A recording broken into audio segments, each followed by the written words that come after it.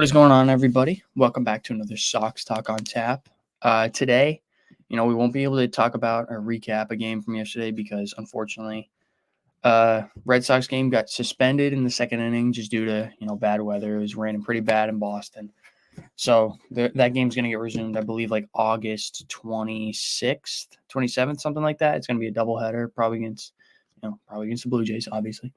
But we can just look over some other scores while we're because we got nothing to talk about for the Red Sox game. It was only an inning and a third or whatever. Going to Jake's Twins right away. Twins picked up the win against the D-backs, 8-3.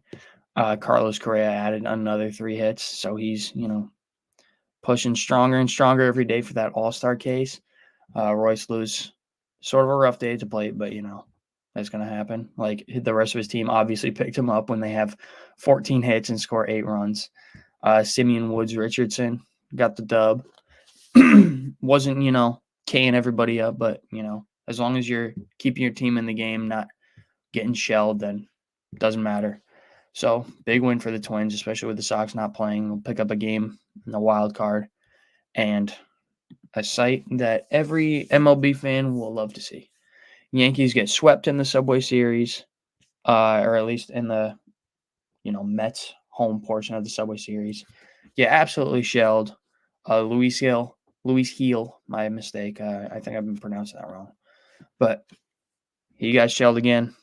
That's back-to-back starts for him where he's getting kind of hit all over the ballpark. I guess Judge homered, Yankees fans, so, there's your Judge homer that I know you guys are going to talk about. And I hate the Yankees. I hate everything about the Yankees, but, like, the pace Judge is on, he's on the same pace he was for that 62 homer season, and the way he's hitting, I will confidently say that he'll probably get there, and he could hit a few more. He could hit like 64, and he's on pace for way more RBIs. I don't know the exact number, but I know at this point in the season, 2 years ago, he had like 60 RBIs, and now he's at like 78. So he's probably on pace for around 140 RBIs, which is insane. 300 average. So, he's probably my MVP pick for the American League right now. It was Juan Soto, but Judge is he's unreal. He does it every single day. Soto is a big part of that because it gives Judge that protection in the lineup. If they don't pitch to Soto, you have to pitch to Judge. You can't just walk 2 guys and, hope to not give up runs to the other ones. So, I guess shout out Aaron Judge. You could have been a New York Giant. You could have been a Boston Red Sox, but I guess you stuck around in New York where anyways. Orioles avoid the sweep against the Guardians, win 4-2. Grayson Rodriguez got the win. That's a big win for the Orioles. They were kind of sliding, so they gain, a game on the on the Yankees in the division. I think they're only 1 game back, 2 games back. I can check the standings real quick. But here, let's see. Can I check the standings? Oh, I guess I can't. Well, that big win for the Orioles regardless, just to stop the skid because, a team that's, within 2 games of the division doesn't ever want to skid. And it was a tough time to have a bad slump because, even if the Orioles aren't playing, perfect baseball, but if they won, 6 of their last 7 or 6 of their last 8, they're probably leading the division right now by a few games because of how bad the Yankees have played. But, Yankees are catching a break. Dodgers pick up the win against the White Sox. What a surprise. Gavin Stone, he's pitching very, very good. He's putting his name in the Rookie of the Year race because I know it's still technically his rookie year. I know he pitched last year, but didn't qualify. Cardinals pick up the win. They're against the Braves. They're, staying right within the wild card race. Phillies pick up the win against Detroit. I know Tarek Skubal beat them the other day, but he's probably the best pitcher in the AL. But, when he's not on the mound, Detroit doesn't really stand a chance, especially against a team like the Phillies. But that's it for the scores. Now I just kind of want to go over because college baseball's just ended the other day. Congrats to Tennessee for winning the College World Series. I'm an LSU fan, so I'm not too excited that, another SEC school won it. But, I'll give credit. They were number 1 seed, won the SEC, then won the World Series, so they were far and away the best college baseball team this year. So, with that being said, I want to kind of get into the most recent MLB mock draft that's been done. And I'm going to bring it up here just because there are some interesting names. You see at 12 there, Red Sox fans, Christian Moore. He's the leadoff hitter for Tennessee.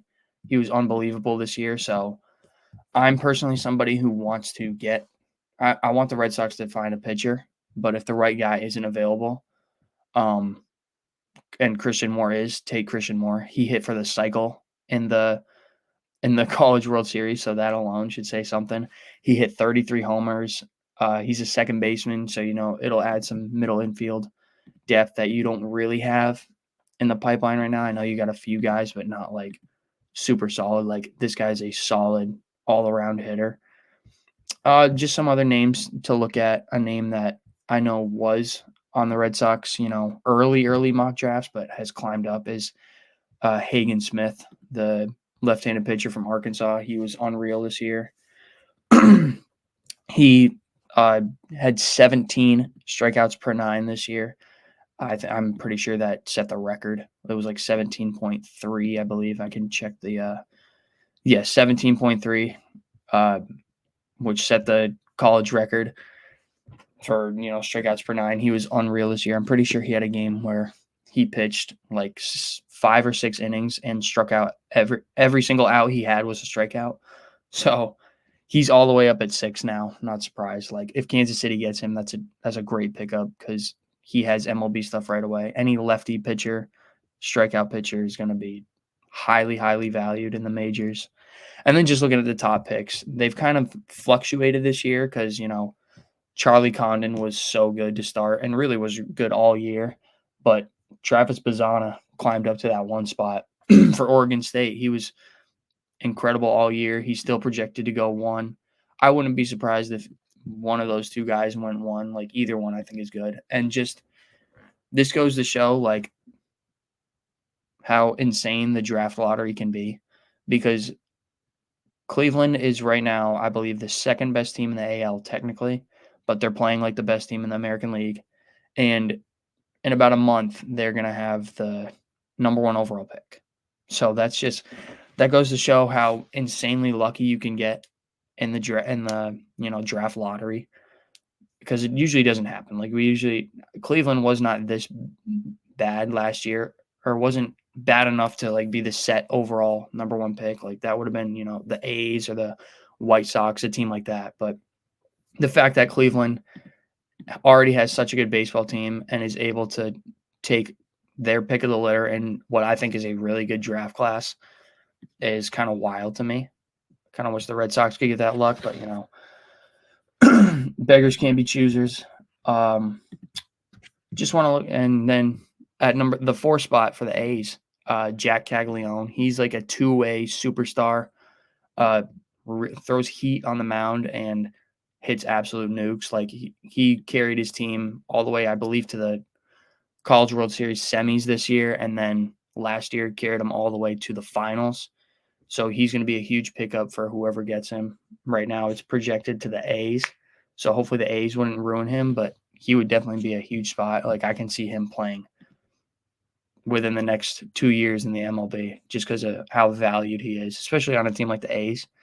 But also knowing the A's, they'd probably move him for, if it meant they don't have to pay for their vending machine snacks for the next 2 years just because of how cheap they are. Now we can look at some later picks. At number 20, my guy from LSU, Tommy White, third baseman. He was really like one of the only shining spots this year from LSU. They weren't that great, but Tommy White's like the only key piece remaining from that national championship team where he hit that walk-off in the College World Series last year. He's a good bat. A little bit later in the first round, but anytime you got a projected first round, you're a good player. And it's really tough for MLB drafts to know who's going to hit and who's not. And I think that's kind of why we don't see, I don't know if you can trade draft picks. I know I checked this not too long ago, but I can't remember.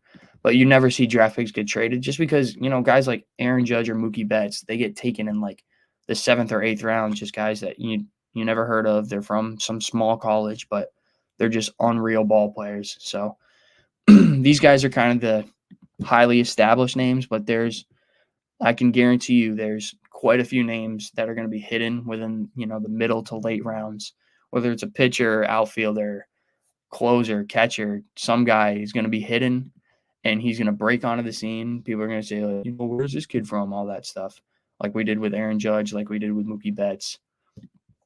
But yeah, those are some of the, more well-known college players. I'm assuming Tennessee is going to have a bunch of picks just because of how good they were this year. Probably a lot of high picks. What that team did was hit nukes, and that's what you do in the MLB now. So, you could say they're pretty MLB ready, or not MLB ready, but pro ready for, whatever organization they go to. Like I said, I'm perfectly okay if the Red Sox take Christian Moore because he's a power bat. He hit 380 this year, hit for the cycle. He can do it. He's an all-around hitter. So I'm perfectly okay with him. But with that being said, I'm gonna wrap up this Sox Talk on tap. Like I said, there's no games yesterday, or wasn't really a game yesterday with 1 inning, 2 innings, whatever. And then there's not a game today. Padres come to Fenway tomorrow, I believe. So hopefully the weather can hold up. I think it's supposed to. It's supposed to be nice this weekend. So that'll be an exciting series. Hopefully the Yankees lose. They already lost 2 straight to the Grimace Mets.